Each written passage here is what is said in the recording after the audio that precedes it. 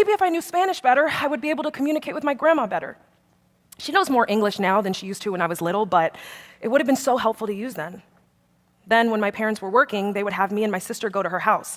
I probably wouldn't have been behind in reading because I could have asked her for help, and I'd just translate what she told me. She knew how to speak English. She knew how to read English at the time this way, just not speak it. I also could have asked her about her stepmother and stepsisters because the story is so similar to Cinderella, it is terrifying. Oh, and you want to guess who I learned that story from?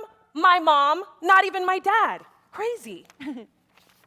I also don't refer to my dad's side of the family members with Spanish either, like referring to my cousins and as primos and primas, etc. There's only one uncle that I have that I do use Spanish to refer to mainly because it's a nickname he told me to call him when I was little.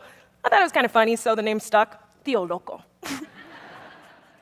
It's not like a huge big deal either, but still. Now, does speaking Spanish really determine if you're Mexican or not? No. Not referring to your family members with Spanish terms? No. Not knowing about Mexican culture? Technically, maybe, because it's better to know about it, but then again, not knowing it won't magically take being biologically Mexican away from you, so I guess no.